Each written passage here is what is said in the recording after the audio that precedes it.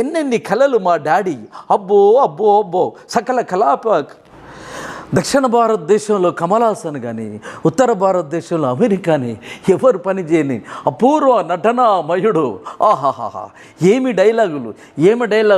దానాల కన్నా వాగ్దానం చాలా ఈజీ అన్నట్టు ఎన్నన్నీ ఇవ్వచ్చు. ఇక్కడ చూడండి, వినీత్ బోగట, సాక్షి మాలికులు, వీళ్ళందరూ ఇట్లా బ్రిజ్ భూషణ్ అనే చరణ్ సింగ్ అనేటోడు MP, Bharatiya Janata Party MP Dawood Ibrahim సాచర్లో 1993లో బాంబే బ్లాస్టింగ్ ఘటనలో ఎఫ్ఐఆర్లో నమోదైన దేశద్రోహి నీ బీజేపీ.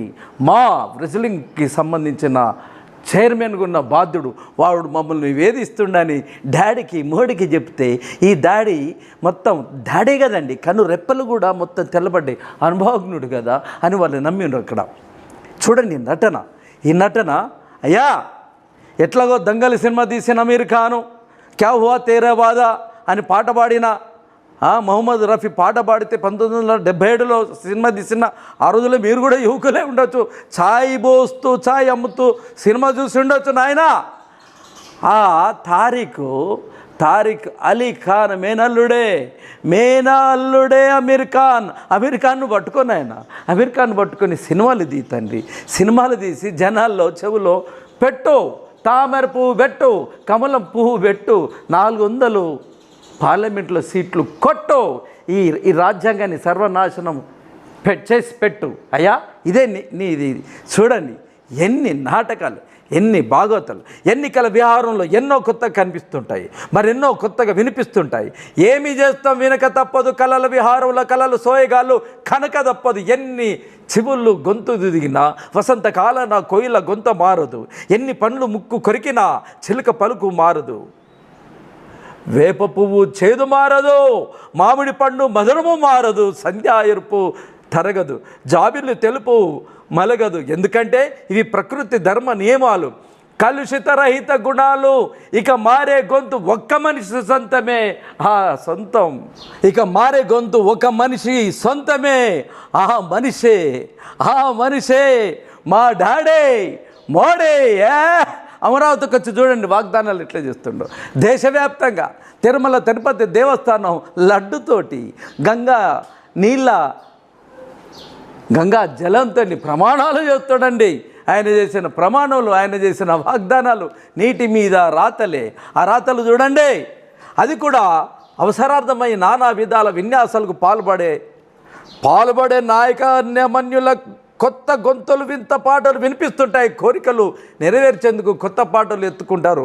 వసంతకాలం గనక కోయిలలు తీయని గానాలతో పాటు మనకు ఎన్నికల పుణ్యాన నాయకుల కొత్త పాటలు చెవిన మోగుతున్నాయి. పాటలు హాయిగా వినిపించిన కొత్త పాటని విని తరించిన ఏమీ పర్లేదు, కానీ పాటెందుకు మారిందో అందులోని మర్మమేమిటో తెలుసుకోలేకపోతే మోసపోతాం, ముసలు కన్నీటికి కరిగిపోతాం.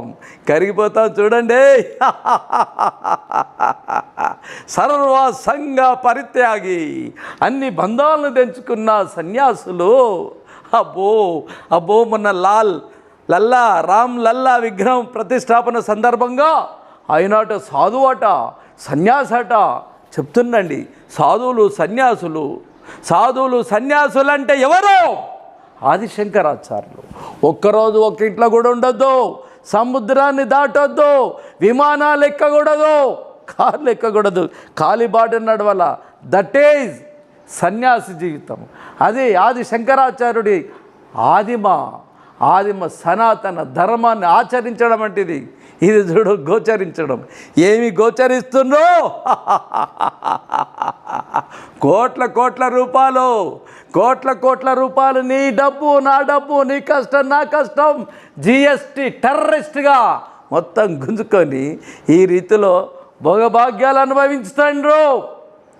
ప్రపంచంలో చంటి పిల్లలు, రోజుకు అన్నం లేక చనిపోతున్న పిల్లలు 67 లక్షల మంది భారతదేశంలో ఉన్నారని.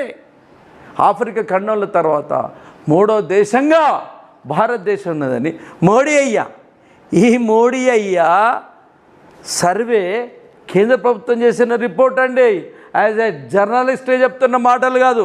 వీళ్ళ రాజభోగాలు, వీళ్ళ యుద్ధ విమానాలు, బుల్లెట్ ప్రూఫ్, దీని మీద మిసైల్స్ పడ్డా, అణుబాంబులు పడ్డా, ఆటం బాంబులు పడ్డా, ఏమి కాని రీతిలో కోట్లాది రూపాయలతో తయారు చేసుకున్న ఎవడి కోసం భద్రత? ఎవడి కోసం భద్రత? నువ్వు ఇచ్చిన వాగ్దానాలు 2 కోట్ల ఉద్యోగాలు నువ్వు ఇచ్చేదైతే, ప్రతి మనిషికి 15 లక్షల రూపాయలు నువ్వు ఇచ్చేదైతే, అధిక ధరలు 100 రోజుల్లో తగ్గించేదైతే, గ్యాస్ ధర తగ్గించేదైతే, వీళ్ళందరూ కడుపులో పెట్టుకుంటారు నిన్ను. రాములల్ల ప్రక్కన శ్రీరామచంద్ర ప్రభుగా నిన్ను కొలుస్తారయ్యా మోడీ డాడీ.